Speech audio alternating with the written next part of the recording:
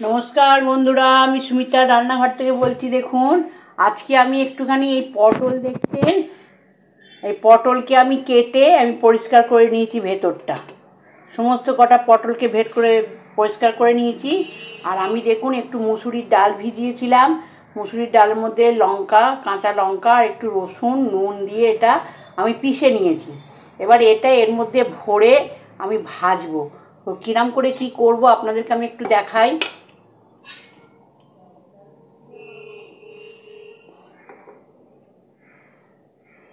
এতে যতটা পটলটা এরমভাবে যাবে, যতটা ঢুকবে এর ভেতরে, আমি এরমভাবে দিয়ে এটাকে রেডি করব। করে আর একটা দেখিয়ে দিই বন্ধুরা,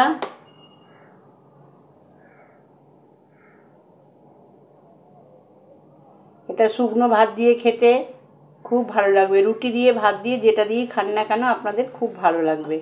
এরম করে সবকটা আমি আগে বানিয়ে নিয়ে তারপরে আপনাদেরকে দেখাচ্ছি। দেখুন বন্ধুরা, এই কটা বানিয়ে নিয়েছি। তেলটা আমার কিন্তু গরম হয়ে গেছে। এবার যেটা দিয়ে আমি এটা লাগিয়েছি সেটা কিন্তু আমি উল্টো দিক করে এরম করে দিয়ে দিচ্ছি।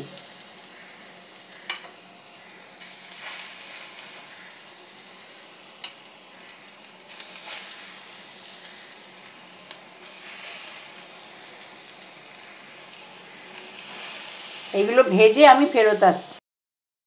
দেখুন বন্ধুরা, এবার সেকেন্ড ব্যাচটা আমি এতে দিচ্ছি। গ্যাসটা একটু কম করেই দেবেন, তাহলে ভাজতে সুবিধা হবে।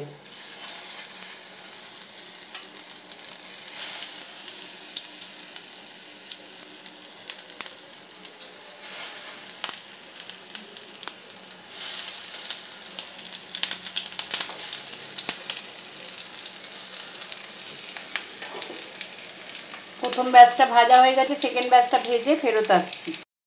বন্ধুরা, দু পিঠ ভাজা হয়ে গেছে। এবার আমি এগুলোকে কিন্তু তুলে নিচ্ছি।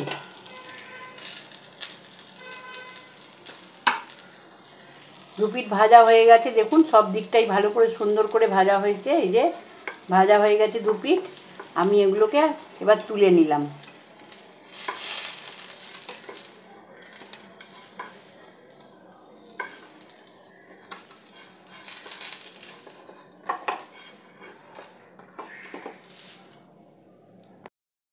দেখুন বন্ধুরা, এই রেসিপিটা, এগুলো আমার সব রেডি হয়ে গেছে।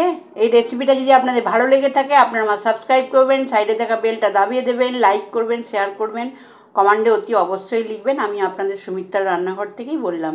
এটা সবসময় এমনি পটল খেতে ভালো লাগে না, এরমভাবে বানিয়ে শুকনো ভাত দিয়ে খাবেন, খুব ভালো লাগবে। নমস্কার বন্ধুরা।